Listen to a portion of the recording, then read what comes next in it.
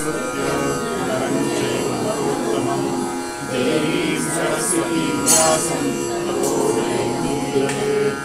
जन्माद्यस्य यतोऽन्वयादितरतश्चार्थेषु तेने ब्रह्महृदाय आदिकवये मुह्यन्ति यत्सूरयः तेजो वारिमृतां यथा विनिमयो यत्र त्रिसर्गो मृषा धाम्ना स्वेन सदा निरस्तकुहकं सत्यं परं धीमहि यं प्रव्रजन्तमनुपेतमपेतकृत्यं द्वैपायनो विरहकातर आजुहाव पुत्रेति तन्मयतया तरवोऽभिनेदुः त्वं सर्वभूतहृदयं मुनिमानतोऽस्मि त्वं श्रीविभूषितकरा नवनीरदाभा पीताम्बरादरुणबिम्बफलाधरोष्ठात् पूर्णेन्दुसुन्दरमुखादरविन्दनेत्रा कृष्णात् परं किमपि तत्त्वमहं न जाने सच्चिदानन्दरूपाय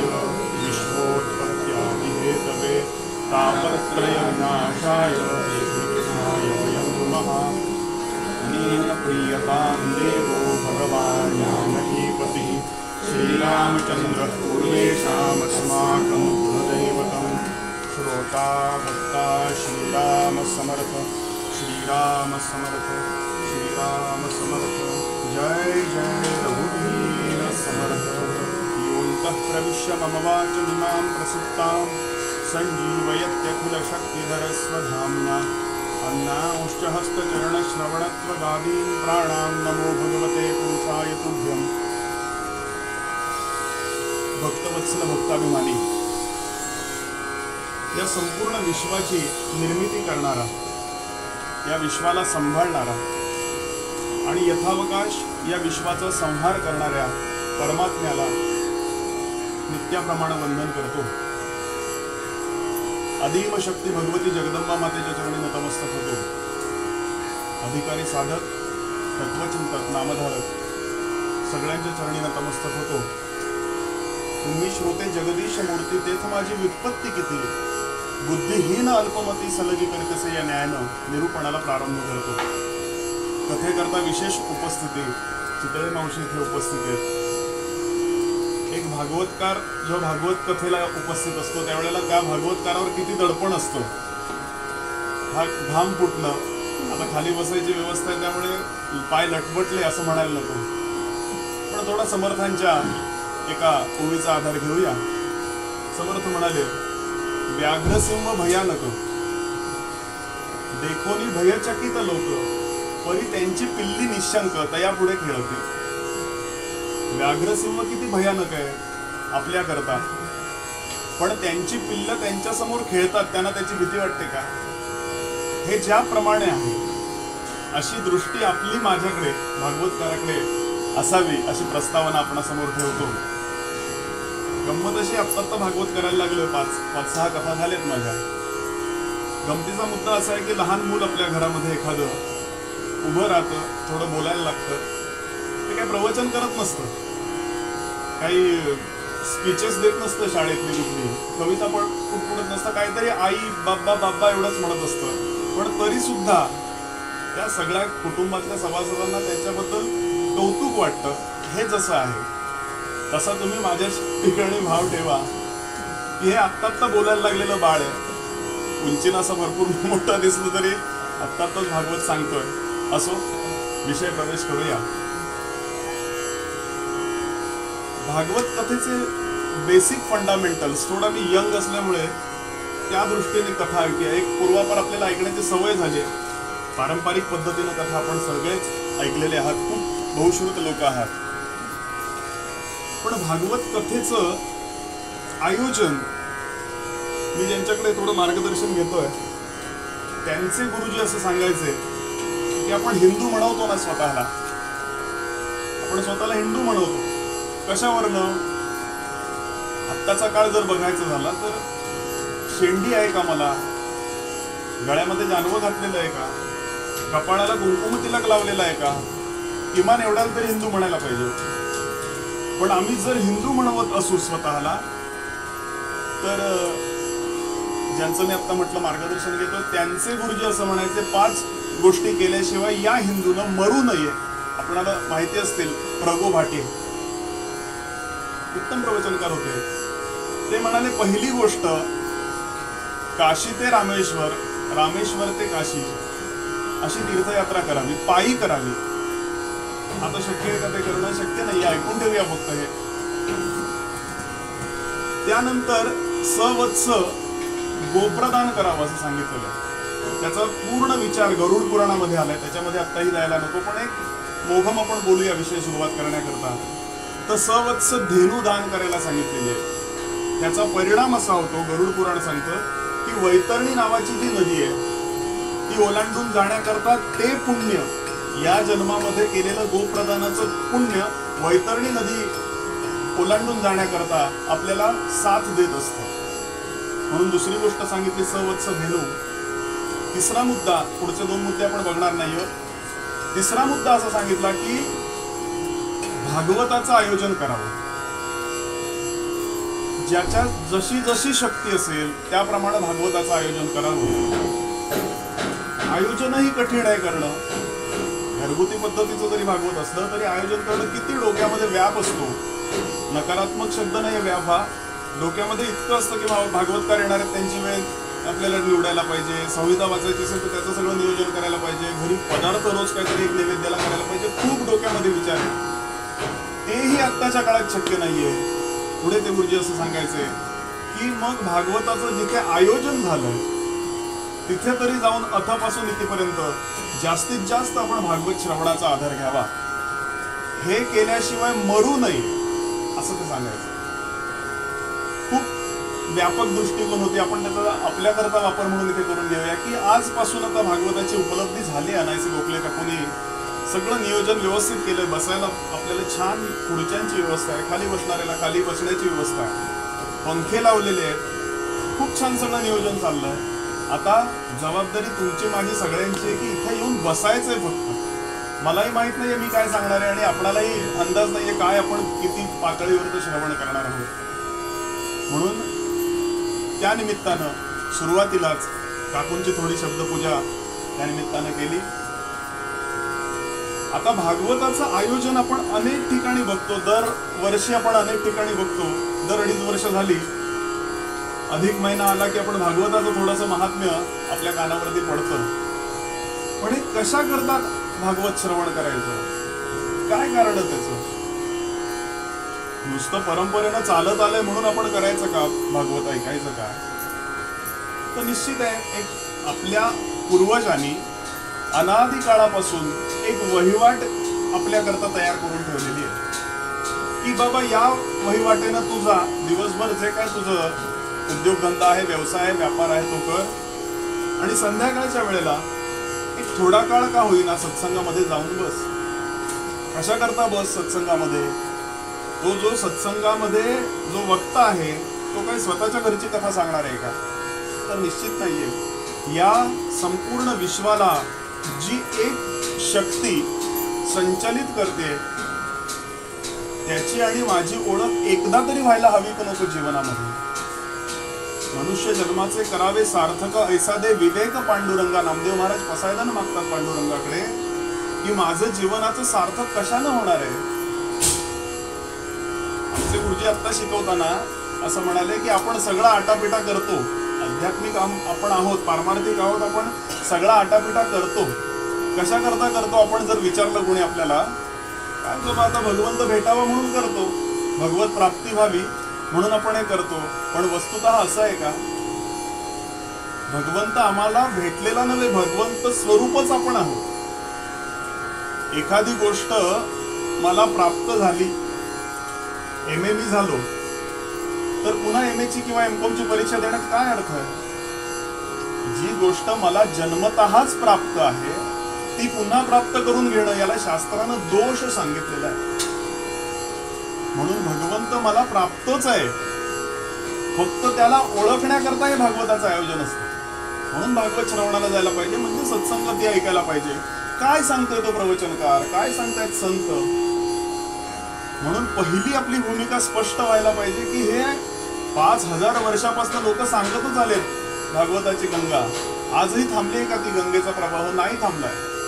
पण या प्रवाहामध्ये अनेक जीव उद्धरून गेल्याच्या कथा या भागवतामध्ये येतात. म्हणून हे ऐकायचं का? म्हणून परंपरा जी चालत आली तिचा न्याय देण्याकरता. म्हणजे काय, या सत्संगामध्ये असं म्हटलं जातं, नाहम वसामी वैकुंठे योगिनाम हृदये रहो मदभक्ता यत्र गायंती तत्र तिष्ठामी नारद. या कथेमध्ये एक ना एक वेळ तरी भगवंत येऊन जातो. कुठल्या रूपात येईल, कशा रूपात येईल, कोणाचं काय काम अडलेलं असेल आणि ते कधी पूर्ण होईल काही सांगता येत नाही.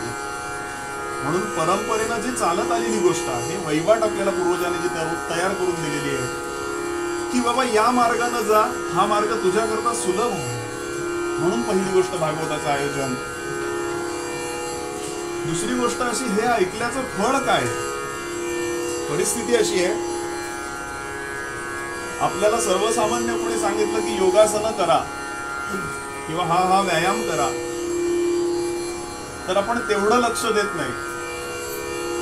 पण एखादे डॉक्टर जर म्हणाले की थोडं मेडिटेशन करा कारण डायबेटीस नॉर्मल राहतो, की आपल्याला त्या मेडिटेशनची, त्या योगाची किंमत कळायला लागते. याकरता दृष्टांत, खूप जुना दृष्टांत आहे. जुना एक वाडा होता आणि त्या वाड्याच्या अडसर घालावेत. पूर्वीच्या काळी काय अशी कड्या नव्हत्या. अडसर घालण्याकरता दगड लावण्याची पद्धत होती. ते दार झपकन लागू नये, जसे हे स्ट्रॉपर आहेत तसे ते दगड लावण्याची पद्धत होती. त्याप्रमाणे एक असाच मोठा असा दगड त्या दाराशी ठेवलेला होता, बाहेरच्या दाराशी. पटकन वाटलं दार दुपारच्या वेळेला ओढून घ्यावं, पापड वगैरे वाळत घातले, तो कागद उडू नये त्याच्याकरता तो दगड ठेवला जायचा. तेवढ्यात कोणी कुत्रा आलं, त्याला मारण्याकरता नाही पण त्याला हाकवण्याकरता त्या दगडाचा वापर होत असे. असा तो जो दगड होता तो साधारण 100-150 वर्ष होऊन गेली त्या दगडाला. थोडा चमकायला लागलेला होता. एक दिवस त्या वाड्यामध्ये एक रत्नपारखी येतो आणि त्या मालकांना विचारतात की हा दगड खूप मोठं रत्न आहे, हे दगड म्हणजे. आणि ते हे वाक्य ऐकल्यानंतर तो मालक तो दगड आपल्या तिजोरीमध्ये ठेवतो. का असं झालं असेल? सत्संगतीची महती किती महनीय आहे हो. आपण त्याला इतकं लाईटली घेतो. गणपती मंदिरामध्ये 365 दिवस कीर्तन सुरू आहे. एक वाक्य सुद्धा, वक्त्याकडून येणारं एक वाक्य सुद्धा कोणाच्या उद्धाराचं, असं म्हटलं जातं की कोणाची सरस्वती कोणावरती केव्हा कृपा करेल काही भरोसा नाही. म्हणून सत्संगतीमध्ये राहा. पर्यायानं काय, माझ्याकडे ते जे रत्न आहे ते मी तिजोरीत ज्याप्रमाणे सुरक्षिततेकरता ठेवतो, इतकी सत्संगतीची महती सांगितली. म्हणजे याचं फळ काय आहे हे आपल्याला हळूहळू 7 दिवसामध्ये कळणारच आहे. पण एक बेसिक ज्याला म्हणतो, असा जो रत्नपारखी आहे, आता मी रत्नपारखी असं समजूया, आपल्याकडेच ती रत्न आहेत सगळी, फक्त मी सांगायला आलोय पोस्टमन या नात्यानं. असा अर्थ करू नका मी कोणतरी ज्ञानी आहे. वक्ता हा फक्त पोस्टमन असतो. ज्ञानोबा, तुकोबा, शुक महामुनी, महर्षी, देवर्षी नारद महाराज यांची आलेली पत्र फक्त तुमच्यापर्यंत मी टाकायचं काम करतो. माझ्या पदरचं काहीच सांगत नाहीये मी. हे जसं आहे, हे भागवताचं नुसतं नका गृहीत धरू. हे अध्यात्म श्रवणाकरता चाललंय हा विषय. ही प्रस्तावना कशा करता चालली तर अध्यात्म श्रवणाकरता. ज्याप्रमाणे त्यानं ते रत्न लगेच ओळखल्याबरोबर मालकानं त्याची ग्रॅव्हिटी समजली, त्याची किंमत समजली आणि मालकानं ज्याप्रमाणे ते सुरक्षित ठेवलं, त्याप्रमाणे आपली चित्तवृत्ती अध्यात्माकडे बघण्याकडे असावी. आणि भागवत हा शब्दच असा आहे, भागवत हा शब्द असा आहे की जे भागवतं ते भागवत. या एका वाक्याचा किती आपण विचार करू जीवनभर, जीवन आपलं कमी पडेल. भागवतं ते भागवत याचा अर्थ काय? एखाद्याची ज्ञानाची भूक असेल, आपलं ज्ञान जर तपासायचं असेल, खरंच मी ज्ञानी आहे का, त्यानं भागवत वाचावं. एखाद्याची भक्तीची भूक असेल, अनेक ग्रंथ आपल्यामध्ये आहेत. ज्या भारतीय संस्कृतीची प्रस्थानत्रयी सांगितली आहे त्यापैकी जे ग्रंथ आहेत त्यातला हा एक भागवत ग्रंथ आहे. असे अनेक ग्रंथ आहेत. महाभारत आपल्याला काय शिकवतं तर नीतीची कथा शिकवते किंवा युक्तीची कथा शिकवतात. रामायण आपल्याला युक्तीच्या कथा नीतीची कथा शिकवतो. देवी भागवत आपल्याला शक्तीची कथा शिकवतो आणि भागवत आपल्याला भक्तीची कथा शिकवतो. म्हणून भागवत ते भागवत याचा अर्थच हा आहे की माझी ज्ञानाची जर भूक असेल तर ज्ञानाची भूक सुद्धा भागवत भागवतं. भक्तीची भूक असेल, कशी भक्ती केली असेल त्या अक्रूरानं, एका यानं नमस्कारानं ज्याचा उद्धार होतो, काय भक्ती साधली असेल त्यानं. म्हणून भक्तीची भूक सुद्धा भागवत भागवतं.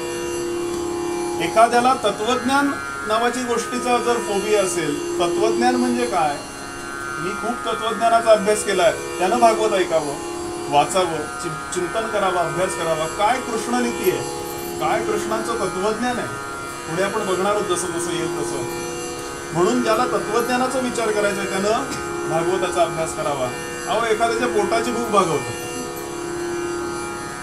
म्हणून असामान्य ग्रंथ जर कुठला असेल तर श्रीमद भागवत आहे.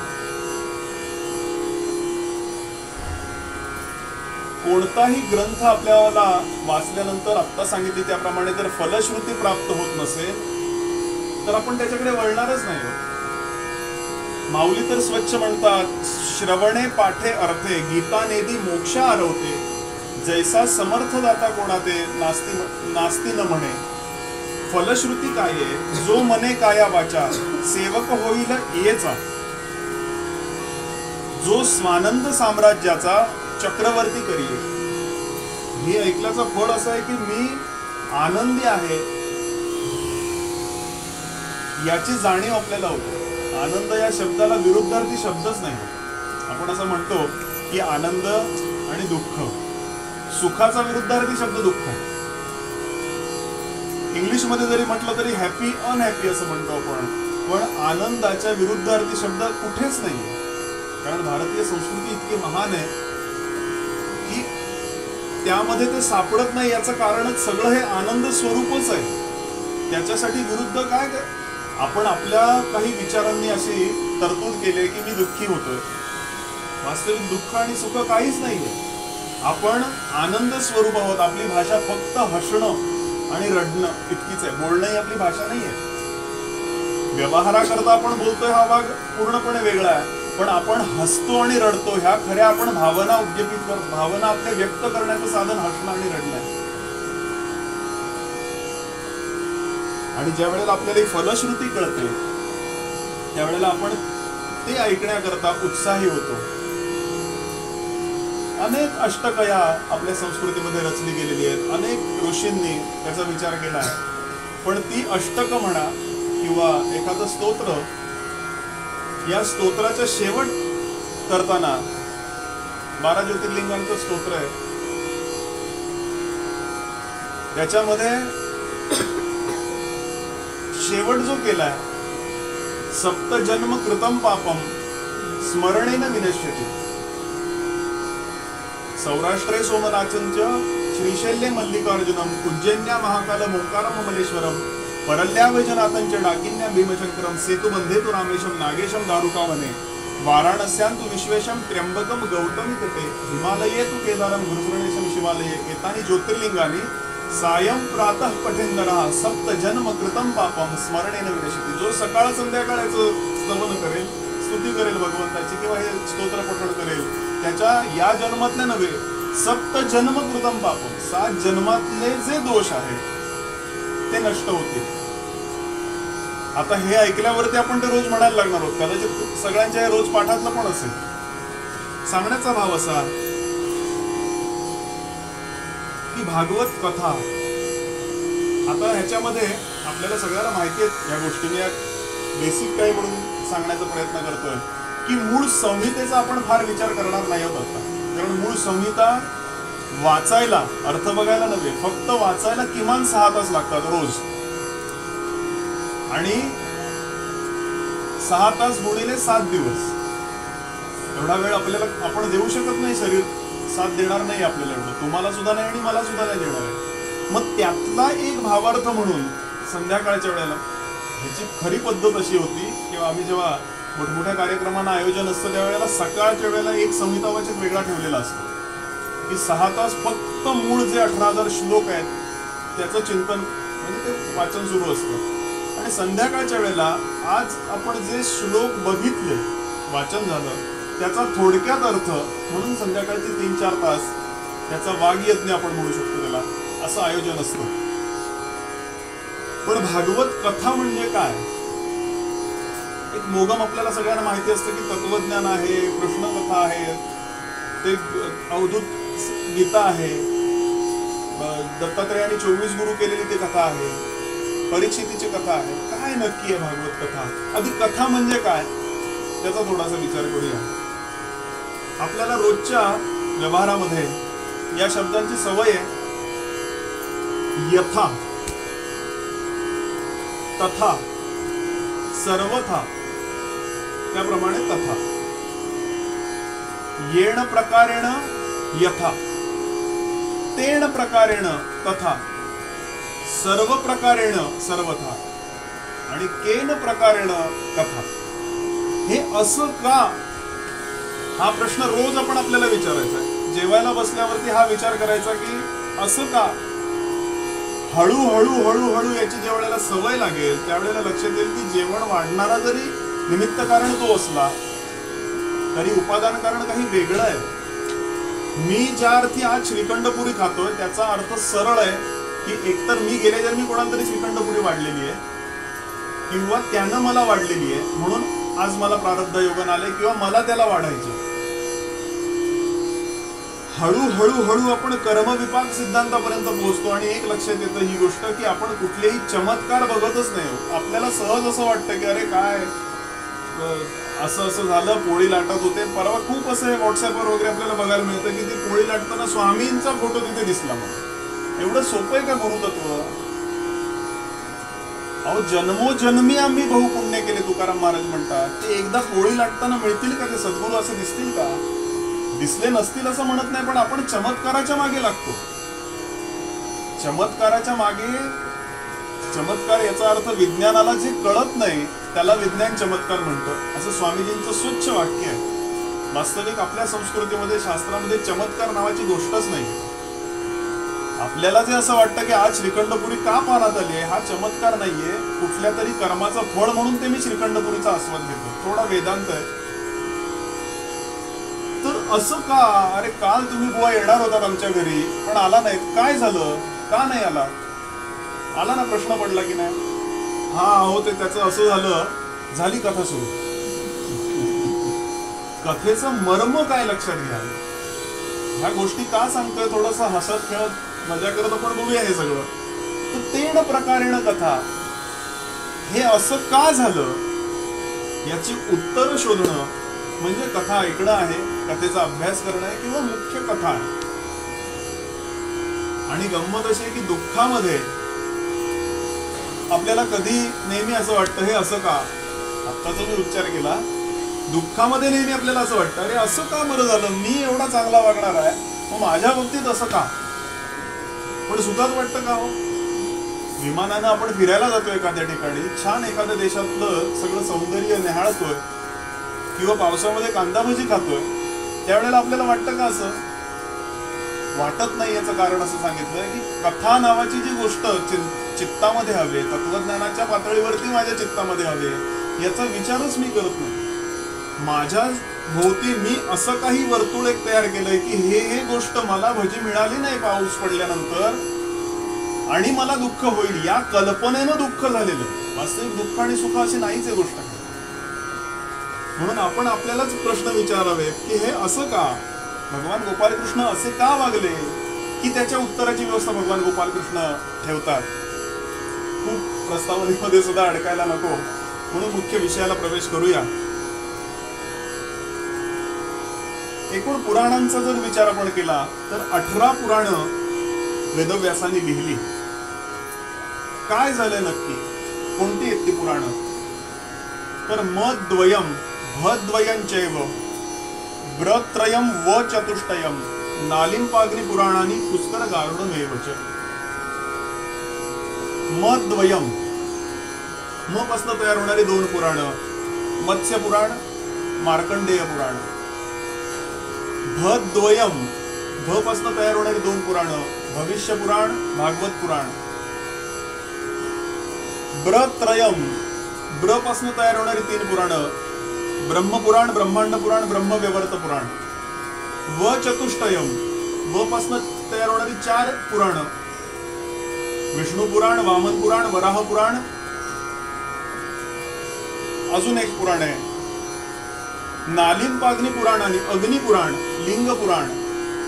नालिन पाग्नी पुराणानी पुष्कर गारुडमेवच, पूर्व पुराण, स्कंद पुराण अशी 18 पुराणं, 17 पुराणं लिहून झालीत पूर्ण. आणि लक्षात आलं, वेदव्यास असं म्हणाले की अजून मला तृप्ती होत नाहीये लिहून. थोडा खूप मोठा संवाद आहे आता आपल्याला या वेळेत सगळं बसवायचं म्हणून मी थोडं फास्ट चाललोय.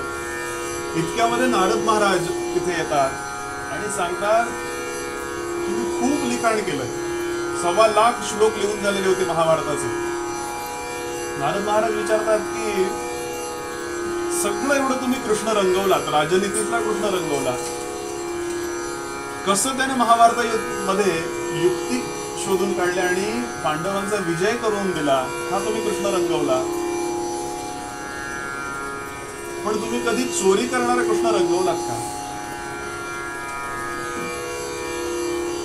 आता ज्या वेळेला हा प्रश्न मनामध्ये येतो, आज आमच्यासारखे जे जनरेशन आहे, आमच्यासारखी जी पिढी आहे, त्याला प्रत्येक आम्ही काम करतोय, ऑफिसमध्ये जातोय, काम करतोय, लॅपटॉप घरी आहे, वर्क फ्रॉम होम करतोय, पण ते काम केल्यावर समाधान नावाची जी गोष्ट आहे, ज्याला आजच्या भाषेमध्ये कॉर्पोरेट वर्ल्ड मध्ये ज्याला जॉब सॅटिस्फॅक्शन असं म्हणतात, कामाचं म्हणून जर समाधान मिळालं नाही, मी कथा सांगतोय, एक दक्षिणा मला मिळणार आहे म्हणून तुम्ही कथा सांगत असेल तर ती तेवढी कथा रंगणार नाही जेवढी मला समाधान आहे म्हणून मी सांगतो. दक्षिणा हा भाग व्यवहाराचा झाला, पगार हा भाग व्यवहाराचा झाला, पण जे काम मी करतो त्याच्यावरती मुळात माझं प्रेम आहे का? थोडा अनुषंगिक मुद्दा चाललाय. आज समस्या समाजामध्ये ही चालली श्रोते हो, की मी केलेल्या कामाचं मला समाधानच मिळत नाहीये आणि त्याचा परिणाम हे जे मधुमेह, ब्लड प्रेशर, कमी वयामध्ये, इथे आपल्या इथे राहणारा आमचा मित्र 24व्या वर्षी हार्ट अटॅक येण्याचं कारण काय आहे? याचं एकमेव कारण आहे की आम्ही सत्संग करत नाही आहोत. सत्संग करून माझ्या जीवनातल्या समस्या सुटणार नाहीयेत, पण समस्यांना तोंड कसं द्यायचं? भगवान गोपालकृष्णांची कथा अनेक वर्ष आम्ही ऐकतोय. वास्तविक भगवान गोपालकृष्णांचा जन्म काय चांगल्या दृष्टीने जर घेतला तर चांगला खरंच झालाय का हो? तुरुंगात जन्म चांगला, त्यानंतर तुरुंगातनं बाहेर पडून त्या पाण्यातनं त्या टोपलीत बसून जायचं, साधी गोष्ट आहे. आपण या एकेका त्याच्या कारणाकरता आपण आयुष्यभर तक्रार करू शकतो. अरे आमचं काय, तुरुंगात जन्म झाला, काय करणार? सांगण्याचा भाव असा आहे की ह्या गोष्टी आम्हाला तत्वज्ञान काय शिकवतात. नुसतं गोपाल जन्म साजरा करण्यात काहीच अर्थ नाहीये. वास्तविक ज्याला जन्मच नाहीये त्याचा आम्ही जन्म साजरा करतो. मग ते जर तो साजरा करत असू तर त्याचं तत्वज्ञान आम्हाला नको का माहिती? आणि श्रोते हो, गंमत अशी आहे, नुसती मी देवभोळेपणाने हे भागवत ऐकून चालणार नाही. त्याच्या मागचं विज्ञान काय आहे? चतुश्लोकीमध्ये आपण तो विचार करणार आहोत. पण हे ज्या वेळेला मी विज्ञानाच्या दृष्टीत ह्या गोष्टीचा विचार करेन, त्यावेळेला जरा कुठेतरी भक्ती नावाची गोष्ट आहे ना, समर्थांची स्वच्छ होई मनी लोचनी श्रीहरी तोची पाहे, पण केव्हा जनी जाणता भक्त होऊन राहे, गुणे प्रीती राखे क्रमू साधनाचा, जगी धन्य तो दास सर्वोत्तमाचा आहे. का म्हणताय? संत सत्पुरुष ज्या वेळेला सांगतात ना की जेव्हा जणी जाणता भक्त, याचा अर्थ काय, नेणता भक्त अपेक्षित नाही समर्थांना, त्यांना जाणता भक्त अपेक्षित आहे. मला जाणून घेणारा भक्त त्याला अपेक्षित आहे. आणि म्हणून या दृष्टीने आपण थोडी कथेचा विचार करणार आहोत. म्हणून आमच्यासारख्या पिढीने याचा सूक्ष्म विचार करायला पाहिजे. मी जी काय नोकरी करतोय त्याच्यामध्ये मला आधी पहिली गोष्ट समाधान आहे. मग सगळ्या गोष्टी स्थिर स्थावर होणार आहे, हे समाधान वेदव्यासांना वाटत नव्हतं. आणि म्हणून एका ग्रंथाची निर्मिती झाली, पुराणाची निर्मिती झाली. मूळ 4च श्लोक आहेत, पण त्याचा विस्तार म्हणजे 18,000 श्लोक आहेत. काय असेल या ग्रंथामध्ये? ज्या ग्रंथ लिखाणानं वेदव्यासांनी लेखणी खाली ठेवली, तो काही सामान्य ग्रंथ असेल का? आणि सर्वांना, जो तत्वज्ञ आहे, भक्ती ज्याच्याकडे आहे, जो विज्ञानाचा विचार करणारा, या सगळ्यांना तृप्ती देणारा एकमेव ग्रंथ, जगामधला एकमेव ग्रंथ म्हणजे फक्त भागवत ग्रंथ आहे. भारतातल्या सर्व संतांनी या वाङ्मयाकरता, जे त्यांचं वाङ्मय म्हणून आपण आज समर्थांचं वाङ्मय, आपण समर्थ सांप्रदायिक ज्या काही उपासना आहेत त्या आपण म्हणतो. गजानन महाराज यांच्या मठामध्ये ज्या उपासना होतात त्या आपण माहितीतल्या आहेत. स्वामी समर्थांच्या मठामध्ये ज्या उपासना होतात त्या आपल्याला माहिती आहेत. पण या सगळ्या संतांनी अनेक ग्रंथांचा आधार घेतलाय. त्यातला एक ग्रंथ म्हणजे श्रीमद भागवत आहे. ज्ञानदेव म्हणे व्यासाची या खुणा, द्वारकेचा राणा पांडवा घरी. राष्ट्रगुरु समर्थ रामदास स्वामींनी जे आनंद वनभुवनाचं स्वप्न बघितलं, ते समर्थ दासबोधामध्ये पहिल्या दशकामध्ये पहिल्या समासात याची नोंद घेतात भागवताची. 5,000 वर्षापूर्वी निर्माण झालंय असं गृहीत धरलं भागवत. तर आत्ता 350-400 वर्षापूर्वी समर्थ होऊन गेले. यांना सुद्धा भागवताचा उल्लेख दासबोधामध्ये करावा असं वाटलं. याचा विचार करूया की काय भागवताची पॉवर भरलेली असेल याच्यामध्ये. समर्थ स्वच्छ लिहितात भगवद्गीता, ब्रह्मगीता, हंसगीता, पांडवगीता, गणेशगीता, यमगीता, उपनिषदे, भागवत.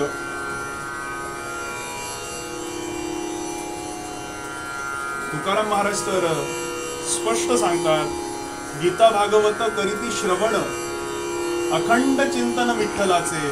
तुका म्हणे त्यांची घडो मज सेवा, तरी माझ्या दैवा पार नाही. तुम्हाला जर तुमचं हित साधून घ्यायचं असेल, तुकाराम महाराज सांगतात, आपुलिया हिता जो असे जागता, धन्य माता पिता तयाची.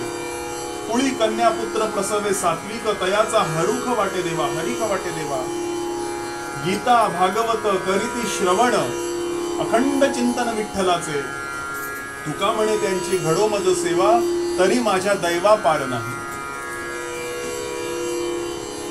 महाभारतामध्ये भगवान गोपाल कृष्णांचे 2 अनन्य भक्त होऊन गेले. एकाचं नाव आहे उद्धव, आत्ताचं नाव आहे, आणि एकाचं नाव आहे अर्जुन. हा जो अर्जुन होता तो भक्त होता, देवाचा देव म्हणाला, तू काय बोलायचं नाही, तू माझा मी तुझा, बस मला बाकी काय कळत नाही, तुझी पूजा वगैरे काय. देव माझा मी देवाचा, हीच माझी सत्यवाचा. आणि उद्धव जो होता तो म्हणाला, रे असं काय असतं का, भक्ती वगैरे, डोळ्यात पाणी येणं, भगवंता करता रडणं, हे काय मूर्खपणाचं लक्षण आहे. हे भगवंताचे 2 भक्त. या अर्जुनाला ज्ञानाची ॲलर्जी होती. ज्ञान बिन भगवंता तुझं काय मला माहिती नाही, फक्त भक्ती त्याला माहिती होती. आणि उद्धवाला ज्ञान माहिती होतं, भक्तीची ॲलर्जी होती. अशा अर्जुनाला भगवद्गीता सांगितली, म्हणजे ज्ञानाचा उपदेश केला. आणि उद्धवाला भागवत सांगितलं. पुन्हा भागवताचा महात्म्य आलं आहे. गीता भागवत करीती श्रवण म्हणजे काय हो? आता आपल्याला कसली एलर्जी आहे काय माहिती, आपण दोन्ही ऐकावं. गीता भागवत करीती श्रवण, गीतात आपण पाठच करणारे आहात. करीती श्रवण, अखंड चिंतन विठ्ठलाचे. नामदेव महाराजांचे तर बालक्रीडेचे किती अभंग आहेत भगवंताबद्दल.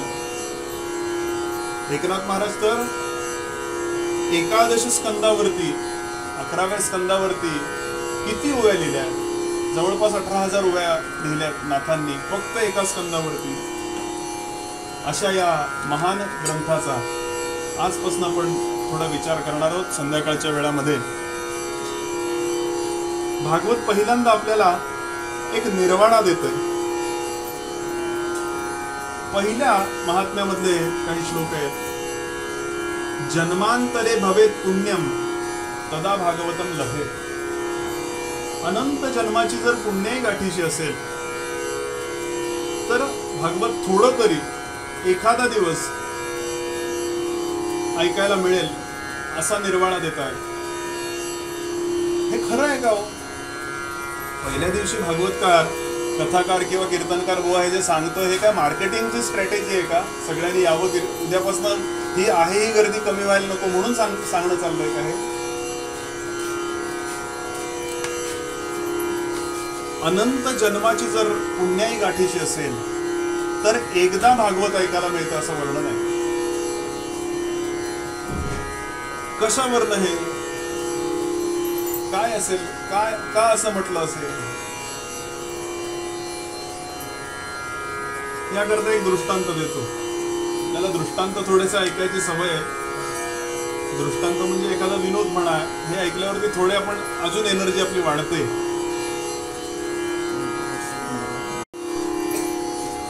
जन्मांतरे भवेत पुण्यम तदा भागवतम लभेत. आमचे गुरुजी नैमिषारण्यामध्ये पहिल्यांदा भागवत सांगण्याकरता गेलेले आणि आता जसं हे महात्म्याचं वर्णन चाललंय करणं, हेच वाक्य ते म्हणाले की अरे अनेक जन्मांची जर पुण्याई असेल तर आपल्याला इथे नैमिषारण्यासारख्या ठिकाणी येऊन भागवत मी सांगणं आणि आपण ऐकणं, मलाही अंदाज नव्हता की मला नैमिषारण्यात यावर्षी येता येईल असं ते तेव्हा सांगत होते 15-20 वर्षापूर्वी. तर मुंबईतला, नवी मुंबईचे खूप मोठे उद्योजक त्या भागवत कथेला आलेले.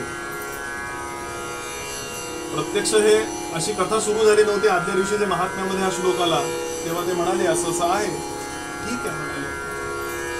संध्याकाळच्या वेळेला ज्या वेळेला न्याहारी होती, अल्पोपहार वगैरे होता, त्यावेळेला ते उद्योगपती आमच्या गुरुजींना भेटायला आले आणि म्हणाले अहो तुम्ही सांगितलं खरं आहे पण हे म्हणे बिझनेस चांगला आहे भागवताचा की जन्मांतरे भवेत पुण्यम सांगितलं की लोकांची गर्दी वाढेल, बिझनेस चांगला चाललाय. आमचे गुरुजी म्हणाले काय मलाही कल्पना नाही आहे त्याची, पण तुम्ही भाग्यवान आहात म्हणून तुम्हाला येणं झालं नैमिषारण्यासारख्या ठिकाणी. ठीक आहे. तो अल्पोपहार झाला आणि त्यांच्या कंपनीतून त्यांना फोन आला की तुमच्या कंपनीला आग लागली, तुम्ही त्वरित आहेत असेच्या असे निघून या. तात्काळ मध्ये ते फ्लाईट लखनौच्या इकडे आसपास ते फ्लाईट त्यांना मिळालं. कसं बसं ते मध्यरात्री 3-4 वाजता ते पोहोचले मुंबईला आणि तिथले जे कोणी वॉचमन होते सगळे तिथे थांबलेले कंपनीचे ते म्हणाले तुमच्या कंपनीला आग लागली नाहीये, बाजूच्या कंपनीला आग लागली. तो माणूस हताश झाला. अरे माझ्या कंपनीला आग लागणे हे आधी तुम्हाला सांगता आलं नाही का? माझी खेप वाया गेली, पुढचं भागवत घडलं नाही. नंतर ते मुंबईत जेव्हा भागवत होतं तेव्हा ते आलेले त्या भागवत कथेला, तेव्हा ते सांगत होते की अहो तुम्ही म्हणालात ते खरी आहे गोष्ट, तुमच्या मुखातनं श्रीकृष्ण बोलला. नंतर ते अगदी भागवताला शरणच गेले. खूप मोठा प्रसंग झाला, त्या प्रसंगामध्ये नको जायला. पण का सांगतो ही गोष्ट आपल्याला? आपल्याला असं वाटतं की सहजासहजी हे ऐकायला मिळतंय अशी नाही उपलब्धी होत. माझं फारच कमी वय, मी 30 वय 30-31 वय, पण मी जेवढे काही लोकांना बघायचा प्रयत्न करतो ते अनेक लोक हेच सांगतात की ह्या गोष्टीची उपलब्धीच होत नाहीये. याचं कारण असं आहे आपण भागवताला निघालो आणि इतक्यात कोणी जर पाहुणे आले, जर एखादं वाक्य माझ्या कल्याणाचं असेल तर ते कानावर पडत नाही. ही भगवंताची व्यवस्था असते.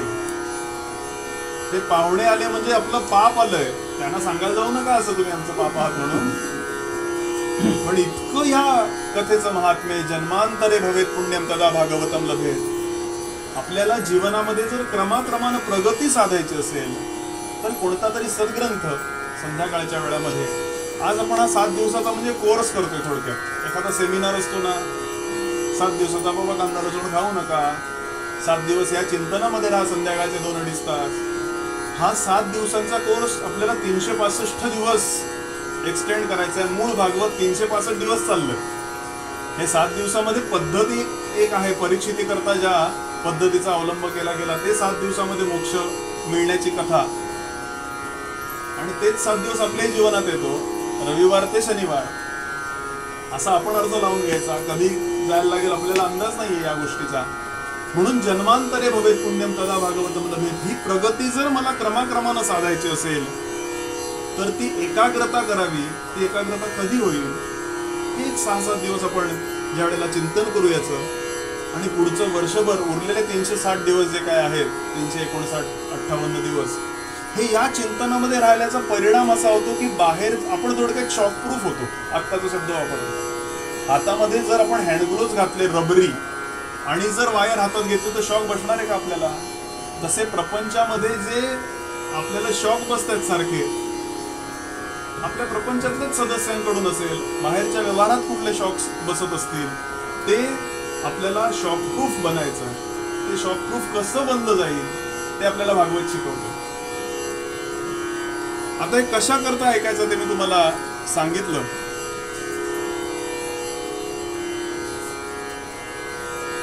गंमत अशी आहे की समर्थ स्वच्छ सांगतात, मनुष्याला हे माहिती नाही असं नाहीये. सावधान सावधान वाचे बोला रामनाम. रामनाम याचा अर्थ ते रामनाम, इथे कृष्ण नाम. माणसाला सगळं कळतंय. अँड्रॉइड मोबाईल वापरतोय ना आपण सगळे, व्हॉट्सअपवर फोटो पाठवतोय ना सगळे. काय कठीण शिकवायला लागले काही गोष्ट? अजिबात नाही लागत शिकवायला. पण मनुष्य गाफील आहे. गाफील असण्याचा परिणाम असा झालाय, सगळं माहीत असून सुद्धा त्याच्या नकळत त्याचं आयुष्य निघून चाललंय. समर्थ स्वच्छ सांगतात, घटका गेली पळे गेली तास वाजे झणाणा, आयुष्याचा नाश होतो राम कारे म्हणाना.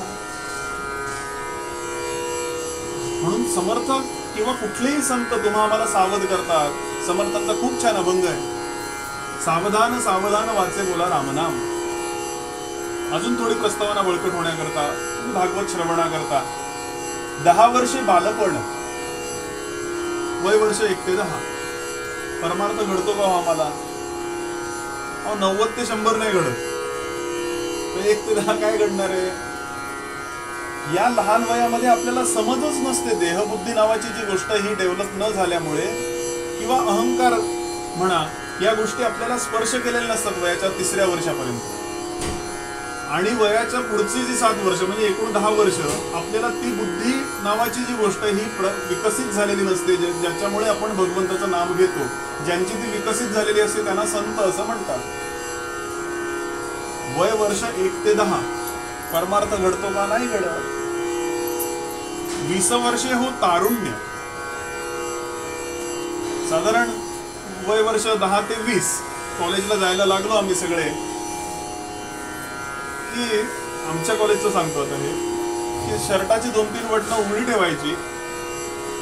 वास्तविक कंपनीने तो आवाज कमी व्हावा गाडीचा म्हणून सायलेन्सर बसवलेला असतो, तो फोडायचा आणि रस्त्यानं आवाज करत जायचं. याचं काय हे सिद्ध होतं माहितीये का, की तो किती अहंकारी आहे. रस्त्याने जाताना माझी नोंद बाकीच्या समाजानं घ्यायला पाहिजे हे त्याला कोणी शिकवलं? कारण गतजन्मी काहीतरी अशी पातकं झालेली आहेत, त्याचा परिणाम या जन्मी हे भोगावं लागतं. 20 वर्षे हो तारुण्य, अंगी जडला अभिमान. पुढे सांगतात समर्थ, अंगी जडला अभिमान तेव्हा नघडे हो साधन. 30 वर्ष होती दारापुत्र लाभती. 30व्या वर्षी साधारण गृहीत धरूया आपण विवाह होतो सर्वसामान्य गृहस्थाचा, व्हायला पाहिजे. म्हणजे आता 30व्या वर्षापर्यंत करिअरच सेट होत नाही. आत्ताची परिस्थिती खूपच न बोलण्यासारखी आहे. 30 वर्ष होती दारापुत्र लाभती, त्यातची पडे भ्रांती नकळे स्वरूप स्थिती. साधारण विवाह झाला की मनुष्याला असं वाटतं झालं आता आयुष्याचं सार्थक झालं. आपल्या 2-4 वर्ष वाटतं काय ते. स्वगुण परीक्षा निरूपण समर्थांचा दासबोधात मध्ये समास आहे.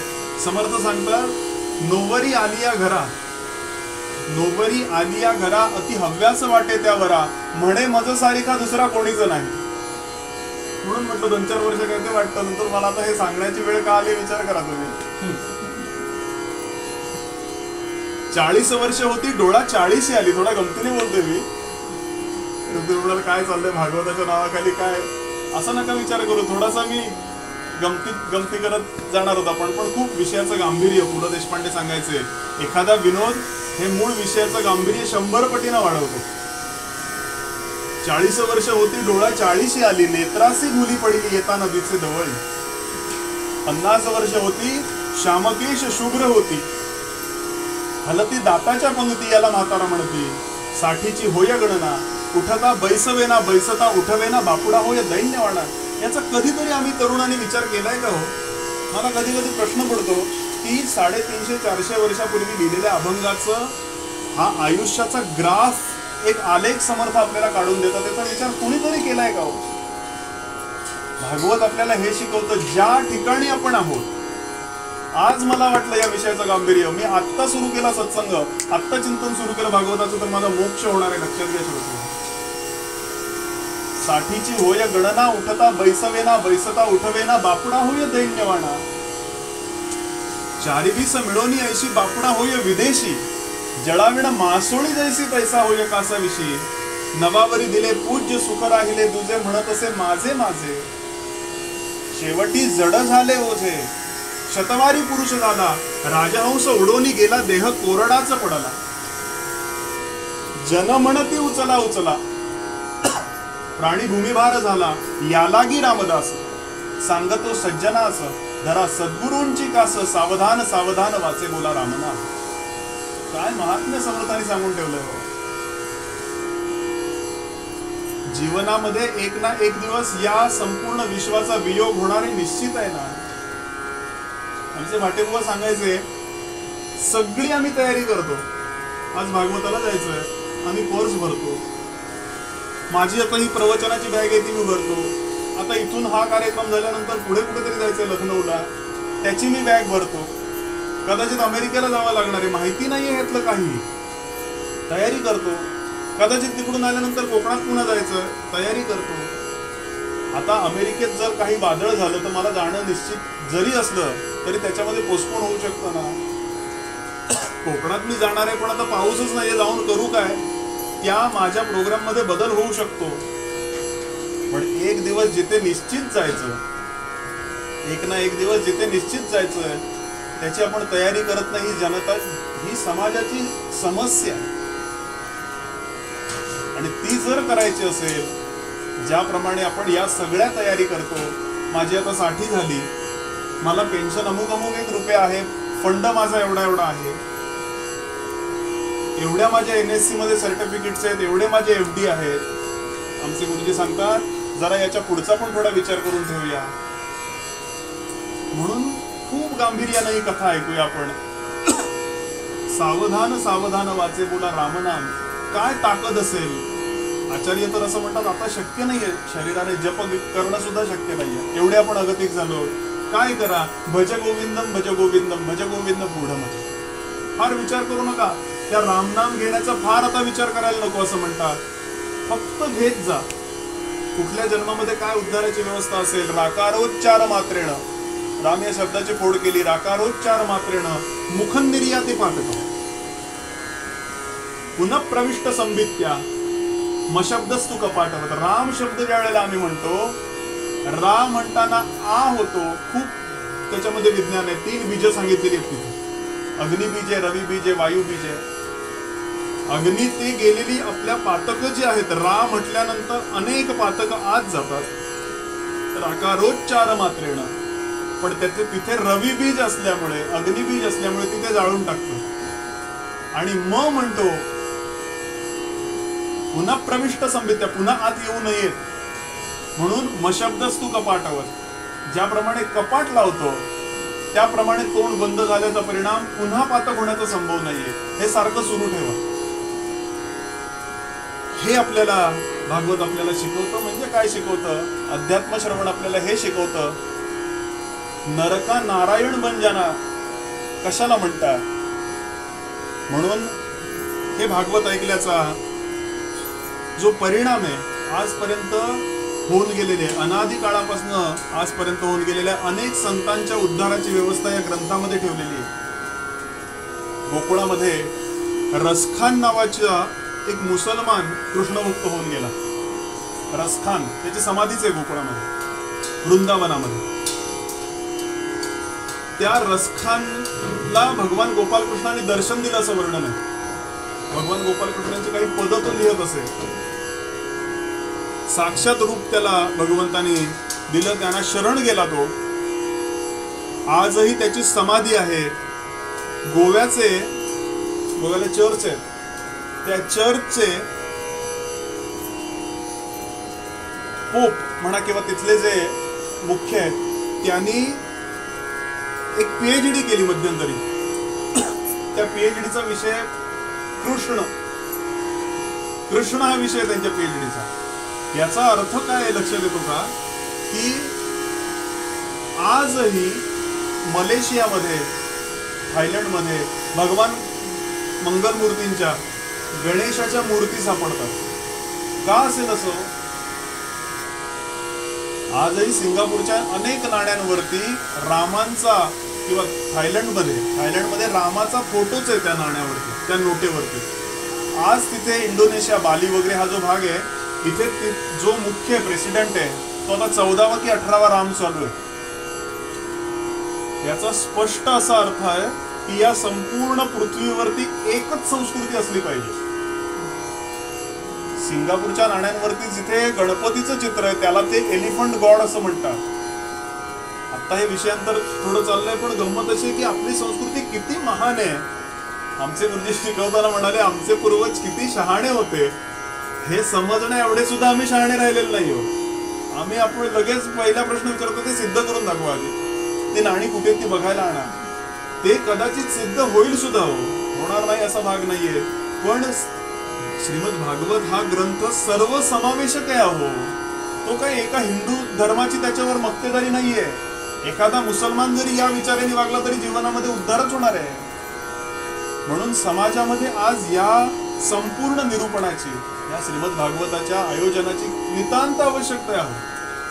तरुणांनी जास्तीत जास्त ऐकायला पाहिजे, कारण आपल्या श्रद्धा नावाची गोष्ट आहे ना खूपच विकसित झाली. आता आपला जो वयोगट आहे यामध्ये आपली श्रद्धा नावाची गोष्ट अत्यंत विकसित पातळीला आहे. कदाचित आत्मसाक्षात्कार होईल एखाद्या गोष्टीवर पटकन विश्वास ठेवला तर, पण ते तरुणांच्या बाबतीत होत नाही. याचं कारण काय आहे? कारण आम्ही पहिला प्रश्न विचारतो, असं का, तो असं का हा प्रश्न जर आपण आपल्याला विचारला तर कथा घडतील. आता जी प्रस्तावना सांगितली त्याप्रमाणे.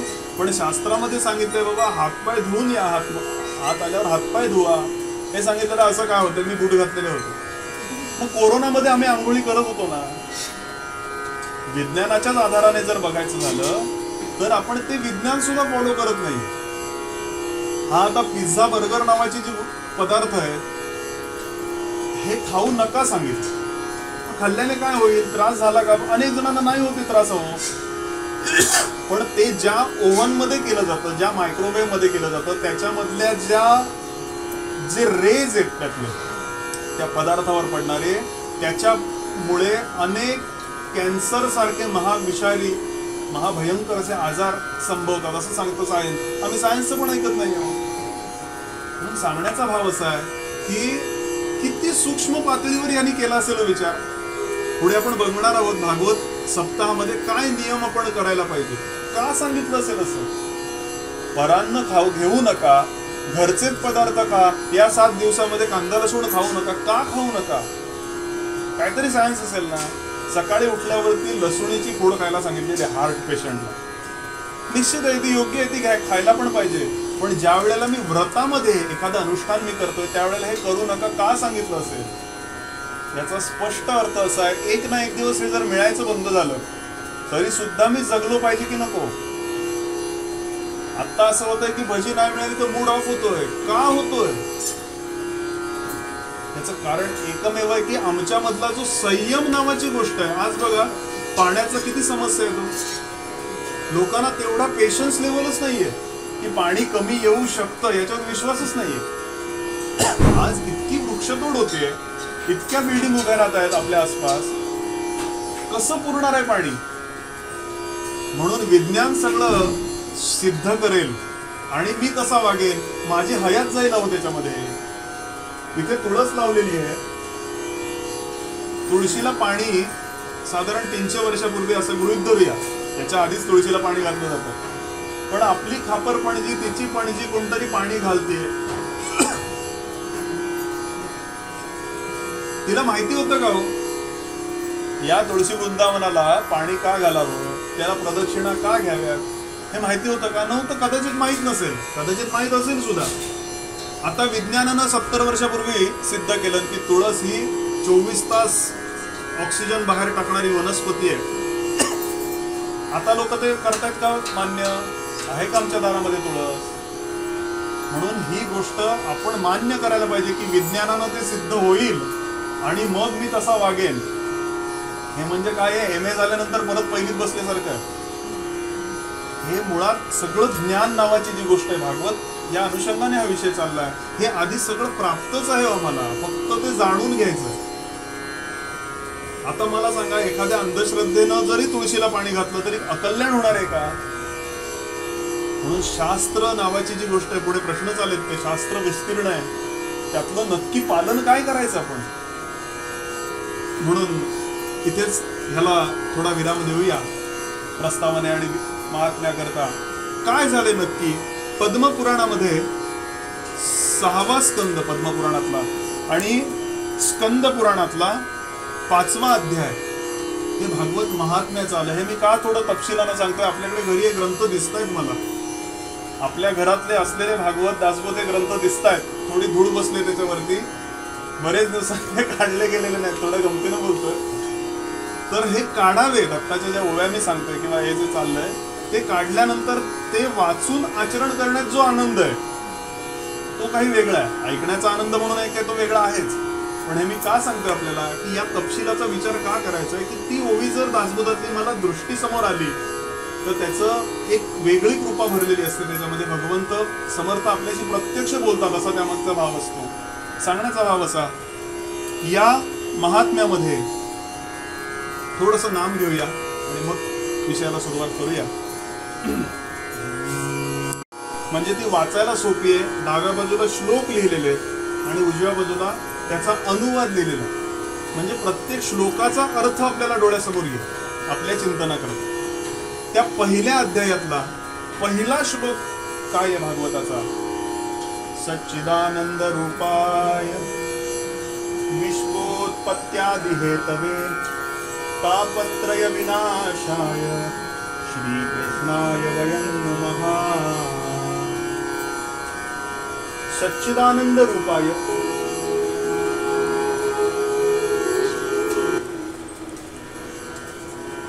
इथे 3 पद सांगितलेत, सच्चित आणि आनंद. काय असेल अर्थ याचा? नेहमी आपल्या पाठातला श्लोक आहे, सच्चित आणि आनंद. भगवंताचं वर्णन करणं चाललंय. कसा आहे भगवंत? तर थोडा वेदांत येतो इथे. तर तो सत आहे, चित आहे आणि आनंद स्वरूप आहे. आता ही विश्व नावाची जी गोष्ट आहे ती असं गृहीत धरूया, एखादी रंगभूमी आहे आणि या रंगभूमीवरती तुम्ही आम्ही सगळे अभिनेते आहोत. प्रत्येकाला काय काय भूमिका वाटून दिलेली आहे भगवंतानं.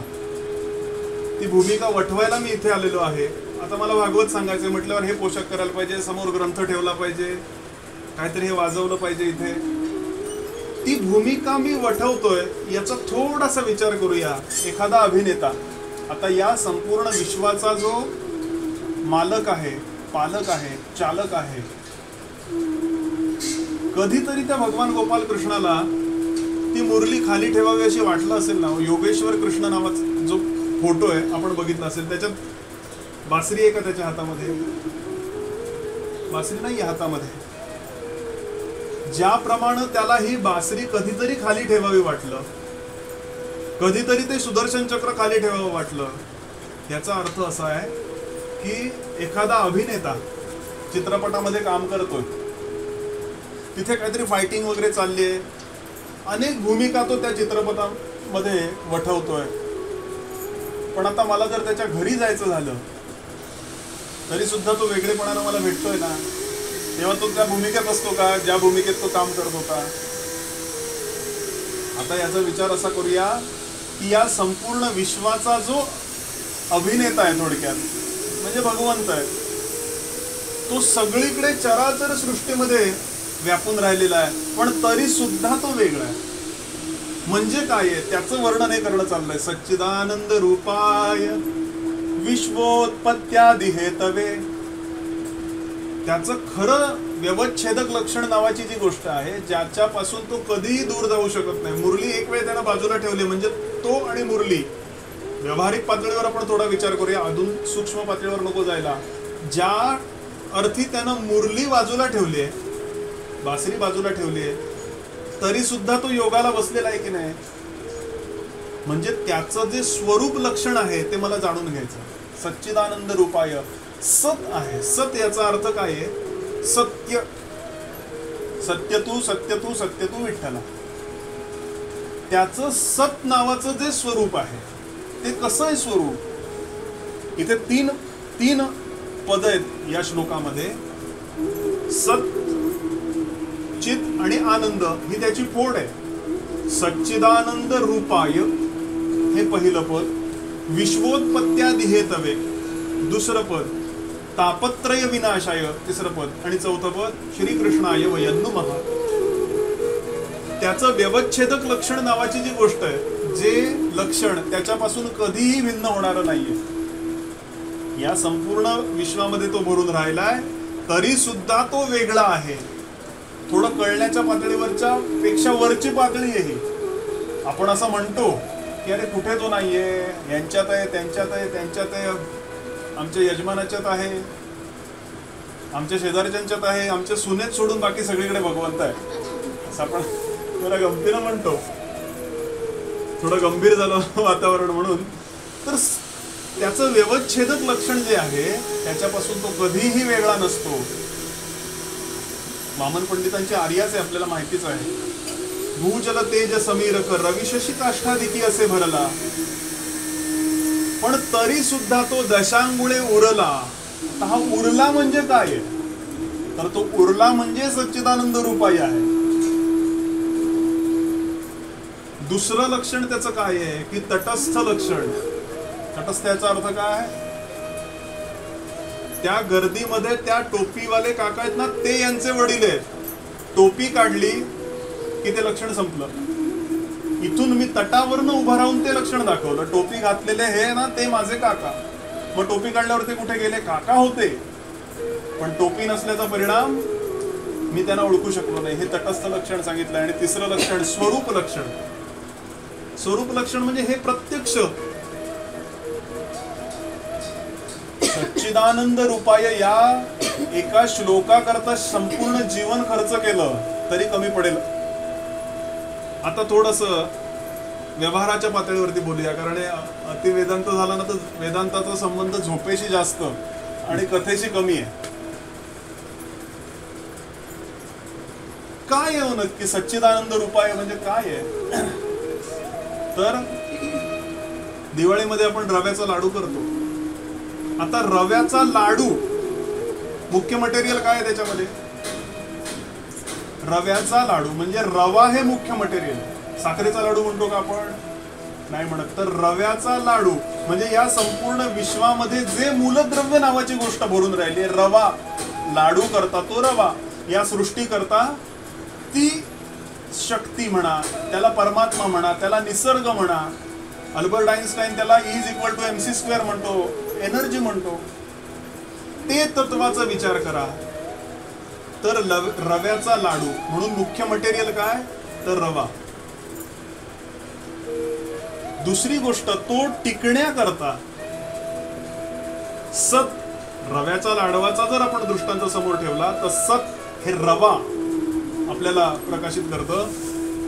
चिद तो टिकून पण राहायला पाहिजे म्हणून त्याच्यामध्ये तूप घातलं, कारण तो घट्ट राहायला पाहिजे ना.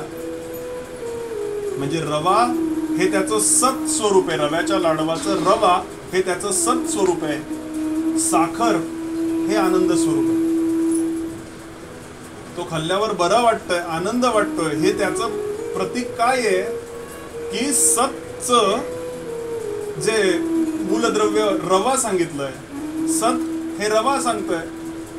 तो टिकून राहायला पाहिजे. ही विश्व आता जे चाललंय हे एका स्थितीला आहोत आपण. आता याच्या पुढे लयाची प्रक्रिया सुरू होणार आहे. म्हणून ते टिकण्याकरता काय घातलं त्याच्यामध्ये? तूप घातलं आणि साखर घातली. कशा करता? तो खाल्ल्यावर बरं वाटायला पाहिजे ना. अजून आपण त्याच्यामध्ये काय काय गोष्टी घालतो, बेदाणे घालतो. काही ठिकाणी तर एका ठिकाणी असं झालं, ते लाडू केलेले होते पण बेदाणे घालायचे डोक्यात होतं बेदाणे, प्रत्येक लाडवाला तो बेदाणा लावायचा हे डोक्यात होतं, पण ते आणताना, साहित्य आणताना बेदाणे राहिले दुकानात.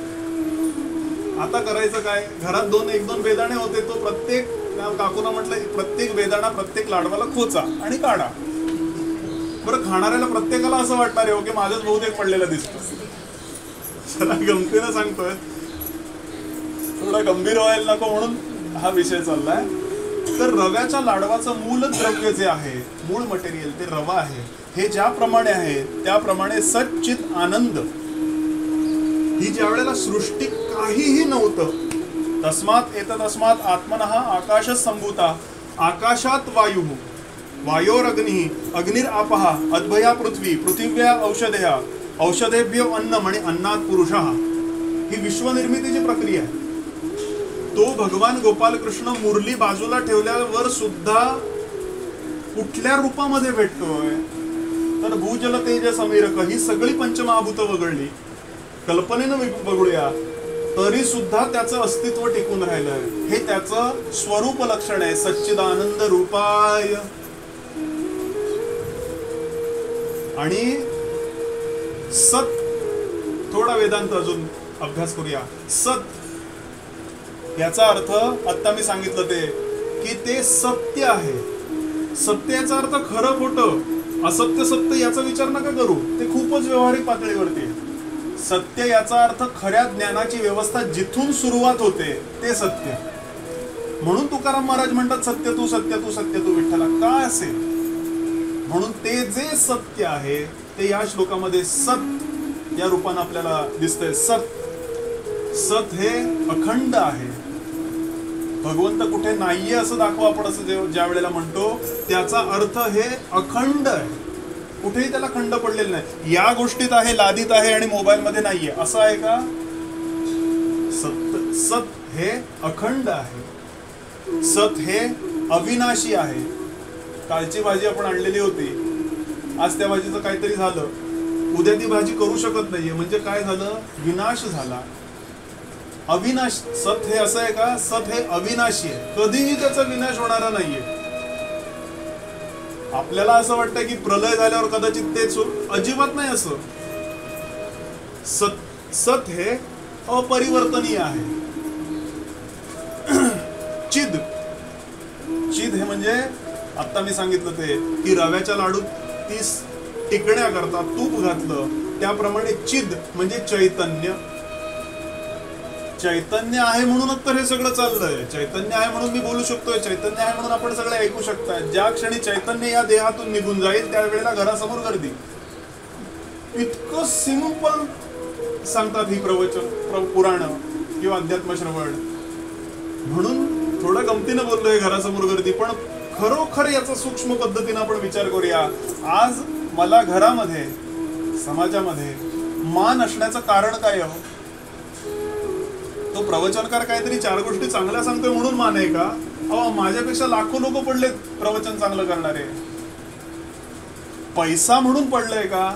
एखाद्याकडे पैसा भरपूर आहे म्हणून त्याला मान मरातब आहे, म्हणजे त्याच्यापेक्षा कोणतरी श्रीमंत आहे त्याला का नाहीये तेवढा मान मरातब? म्हणून खूप सूक्ष्म पद्धतीने आपण अध्यात्म श्रवण करूया की मला जो मिळणारा मान आहे, जे काही माझं मान असा नुसता अर्थ नको घ्यायला, जे काही जीवनामध्ये रोजच्या रोज घडतोय त्याचं कारण काय आहे? तर माझ्यामध्ये ते चैतन्य आहे म्हणून माझा त्याच्याशी संवाद होणार आहे. आपल्याला जे बरं वाटणं नावाची गोष्ट आहे ही कशामुळे साधते माहितीये का? तर आपल्यामध्ये चैतन्य आहे म्हणून.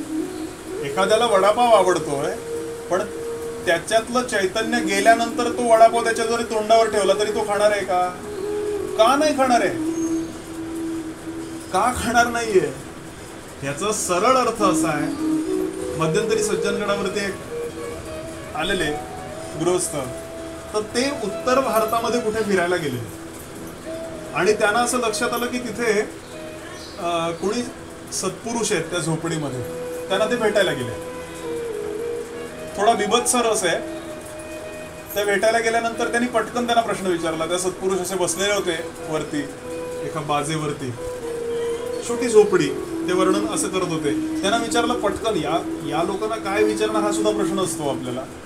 जरी संत घरी आले तरी त्यांना काय विचारायचंय आपल्याला कुठे कळलंय. त्यांनी पटकन विचारलं, तुम्ही आता काय चिंतन करत होता ते सांगा. त्यांनी असं सांगितलं, खूप गंभीर झाले, अर्धोन्मिले तर नेत्र होते त्यांचे. ते असं म्हणत होते की विष्ठा नावाची गोष्ट, आता वास्तविक विष्ठा आपण शौचाला जाऊन आल्यानंतर आपण पूजेला शक्यतो नाही बसत, पुन्हा आंघोळ करतो, काहीतरी थोडा त्यातला धर्म पाळायचा प्रयत्न करतो. ते म्हणाले ती विष्ठा पोटामध्ये असताना भगवंताला चालते. पोटामध्ये विष्ठाच असते ना, आपण खाल्ल्यानंतर पचल्यानंतर त्याचं काय होतं, जोपर्यंत ते बाहेर पडलेली नसते. म्हणून म्हटलं थोडा बिभत्स रस आहे. पण ती विष्ठा पोटातली पूजा करताना, दुर्वा वाहताना, बेल वाहताना त्या भगवंताला चालते. का चालते? कारण त्या देहामध्ये तो आहे. त्या विष्ठेला स्पर्श गुणाचा झालेला आहे, त्या चैतन्याचा स्पर्श झाला, असं ते सत्पुरुष सांगत होते. काय असेल हे तत्वज्ञान सुद्धा आपल्याला अभ्यास करणं फार कठीण आहे. आपण खूप महान आहात की एक तर या मार्गात आहात, त्यात भागवत आपण वाचलेलं आहे, अभ्यास केलेला आहे. काय तत्वज्ञान सांगत असतील चैतन्यावरती, फक्त चैतन्य एवढ्या करता ते बोलत होते. म्हणून सत्पुरुषांनी सांगितलेलं हे कोणा काय करतात, सत्पुरुष किंवा संत काय करतात, आपल्याला दृष्टी देतात. आता विष्ठा ही काय रोजच्या गोष्टीतली ही गोष्ट होती, पण आपल्या लक्षात आलेली नव्हती. त्या सत्पुरुषांनी सांगितलं नाही, अरे त्या विष्ठेला का होईना पण चैतन्याचा स्पर्श झाल्याचा परिणाम, ते चैतन्य या चैतन्याला दुर्वा वाहिलेल्या चालतात. म्हणून सांगण्याचा भाव असा, सच्चिद आनंद आपल्यामध्ये ते चैतन्य आहे, म्हणून हे आपण आनंद उपभोगू शकतो. पुढे सांगतात,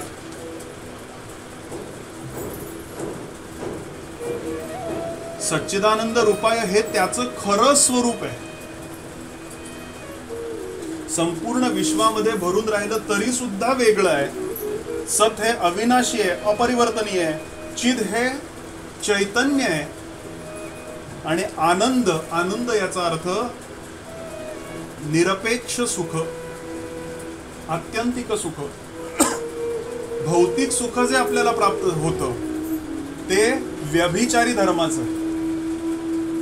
5 गुलाबजाम खाल्ल्यानंतर 6वा विचारला की काय वाटतं, नको, डिमिनिशिंग मार्जिनल युटिलिटी असा सिद्धांत इकॉनॉमिक्स मध्ये त्याचा. हे काय असेल, पहिला गुलाबजाम खातानाची माझी तीव्रता जी होती ती 10व्या गुलाबजामाला राहत नाहीये. का राहत नाहीये? का आनंद मिळणार नाहीये का त्यानं? याचा सरळ अर्थ असा आहे की भौतिक पातळीवरचं जे सुख मी मानतोय, गाडीतनं आलो, ते तात्कालिक स्वरूपाचं सुख आहे, म्हणून ते व्यभिचारी धर्माचं आहे. आणि शास्त्र भगवंताबद्दल जे सांगतं किंवा वेदांबद्दल सांगितलं जातं ते 3 मुखानं बोलतो.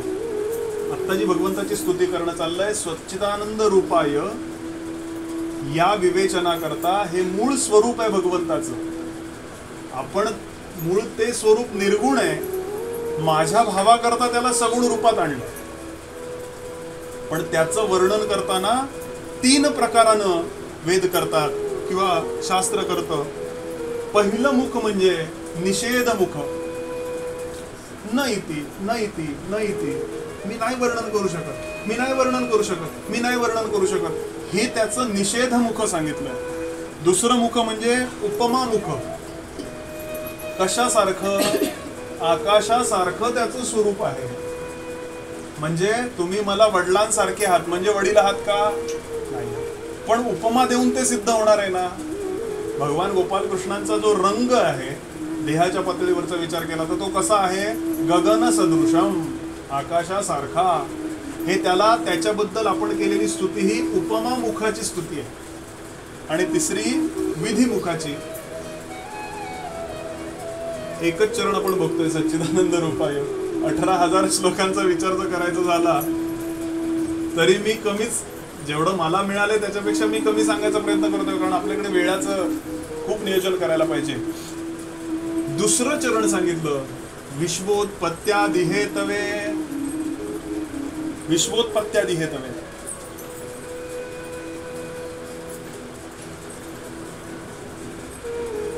काय आहे? या ज्या वेळेला ही सृष्टी तयार झाली, पहिली गोष्ट इथे काहीही नव्हतं. काही नव्हतं असं काहीतरी होतं. ते काय होतं तर ते एक तत्व होतं ज्याला आपण आत्ताच्या भाषेमध्ये परमात्मा म्हणतो, भगवंत म्हणतो. त्यानंतर ही सृष्टी तयार झाली, त्याला एक प्रकारची स्थिती प्राप्त झाली, उत्पत्ती स्थिती, आणि एक ना एक दिवस याचा लय होणार आहे.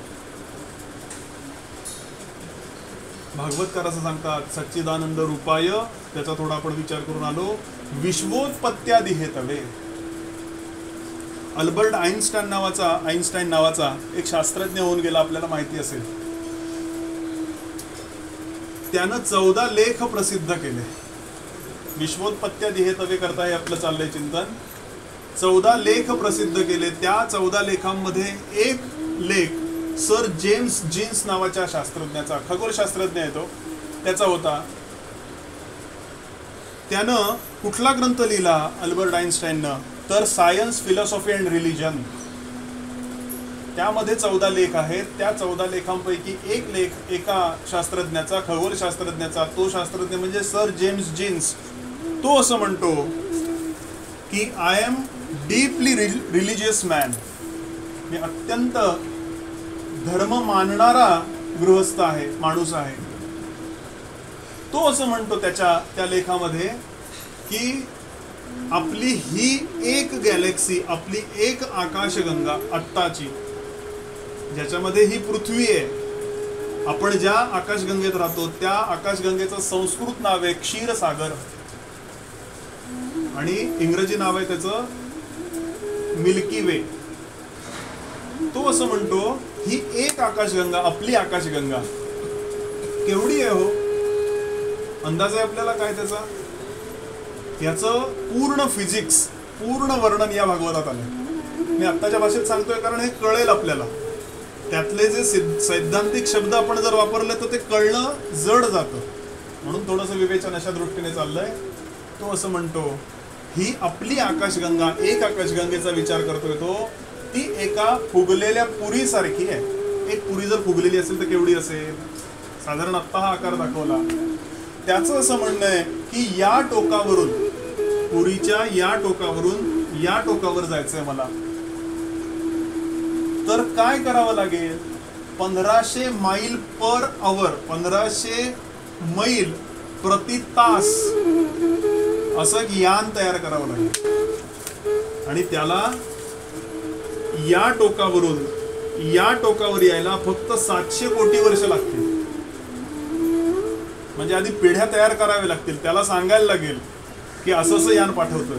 थोडं गमतीनं सांगतोय हे, पण ह्या एका आकाशगंगेबद्दल सांगतोय. या टोकावरून इकडे जर यायचं झालं तर 700 कोटी वर्ष लागतील. 1500 मैल प्रति तास या गतीनं जर ते यान पाठवलं तर. तो असं पुढे म्हणतो या आकाशगंगेच्या तुलनेमध्ये ही पृथ्वी, ज्याच्यावर आपण आत्ता आहोत, ती पृथ्वी एका धुळीकणा इतकी सुद्धा नाही. धुळीकण केवढा असतो आपल्या तुलनेमध्ये, तेवढा आकाशगंगेच्या तुलनेत धुळीकण सुद्धा नाहीये पृथ्वी म्हणजे. आता विचार करूया, या पृथ्वीच्या एका खंडामध्ये आपण राहतो. कुठला तरी देश, भारतामध्ये आम्ही राहतो. या भारतामध्ये कुठलं तरी राज्य. तो म्हणतो या आकाशगंगेच्या तुलनेमध्ये माझं खंड केवढं आहे, पृथ्वी केवढी आहे धुळीकणा एवढी, त्यात माझं खंड केवढं आहे, त्यात माझं राष्ट्र केवढं आहे, त्यात मध्ये माझं राज्य केवढं आहे, त्यामध्ये माझा जिल्हा केवढा आहे, त्यामध्ये तालुका केवढा आहे, त्यामध्ये माझं शहर केवढं आहे, त्यामध्ये माझी गल्ली, या गल्लीमध्ये आपण राहतो ती केवढी आहे, त्यामध्ये माझं घर केवढं आहे. थोडं मी अतिशयोक्ती करतोय. त्या घरामध्ये माझी खोली इथली पण काय असेल तर ती केवढी आहे. या एवढ्याशा मेंदूने तो भगवंताचं अस्तित्व नाकारतो किंवा स्वीकारतो, दोघांनाही तो मूर्ख सांगतो. मूर्ख आहे ते लोक. काय असेल विश्वाची निर्मिती झाली त्यानंतर विश्वोत्पत्त्या दिहे तवे, काय आकाशगंगा असेल हो. पण आमच्या पूर्वजांनी, पुराणकारांनी, कथाकारांनी या भगवंताला एका शब्दात आणला, अनंत कोटी ब्रह्मांड नाही. आता ज्या वेळेला आपण एखाद्या मठामध्ये जाऊ, गजानन महाराजांच्या मठामध्ये जाऊ, तिथे लिहिलेलं आहे, आत्ताही मला ते दिसतंय, अनंत कोटी ब्रह्मांड नायक. म्हणजे काय? या संपूर्ण विश्वाला संचलित करणारं जे गुरुतत्व नावाची गोष्ट आहे ते म्हणजे गजानन महाराज आहेत. म्हणून सांप्रदायिक अभिनिवेश नावाची जी गोष्ट आता विकसित होते ना, हा बंद नको का पडायला? मी गजानन महाराजांना मानतो, एखादे जर समर्थांना मानत असतील तर मी त्यांना द्वेष माझ्या चित्तामध्ये होतो. किती चुकीची गोष्ट आहे हो. वास्तविक गजानन महाराज, स्वामी समर्थ रामदास स्वामी, अक्कलकोटचे स्वामी हे एक तत्व आहे हो. हे विश्वोत्पत्त्याधिहेतवे म्हणजे काय आहे? तर ते गुरु तत्व सगळीकडे सदा आणि समपातळीमध्ये भरून राहिलेलं आहे. म्हणून आता जी वारी सुरू आहे ते एकमेकांना नमस्कार करतात. का करतात? माझ्यामध्ये जे चैतन्य आहे तेच तुझ्यामध्ये, तुझ्यामध्ये जे चैतन्य तेच माझ्यामध्ये. ज्या वेळेला सुवासिनी एकमेकांना हळद कुंकू लावतात, काय कारण आहे त्याचं? जसं माझं सौभाग्य टिकून राहावं तसं तुझं टिकावं. ही जी भावना भारतीय संस्कृतीने आपल्याला तुम्हाला घालून दिलेली आहे, याचं कारण काय असेल? म्हणून सांप्रदायिक अभिनिवेश जास्तीत जास्त लवकरात लवकर जेवढे कमी होतील तेवढा समाज सुधारेल. बरं, वास्तविक स्वामी समर्थ आणि रामदास स्वामी यांचं भांडण नाहीये. कारण बाळकृष्ण रामदासी होता बाळापूर ग्रामासी, त्यावेळेला त्यांना गजानन महाराजांनी येऊन दर्शन दिलं. बाळकृष्ण रामदासी घटकेत दिसावा गजानन, घटकेत जय जय रघुवीर असे, तेणे बाळकृष्ण घोटाळला. समर्थ म्हणून नमस्कार केला, कायलीला वर्णुते. मी जर रामदासी असेल तर मी गजानन महाराजांच्या भक्तांचा कधीही अपमान करावा का? म्हणून खूप गांभीर्यानं अध्यात्म श्रवण करताना किती पैलू आहेत त्याच्यामध्ये. विश्वोत्पत्त्याधिहेतवे, थोडा विज्ञानाचा आधार म्हणून एका आकाशगंगेचा आपण विचार केला.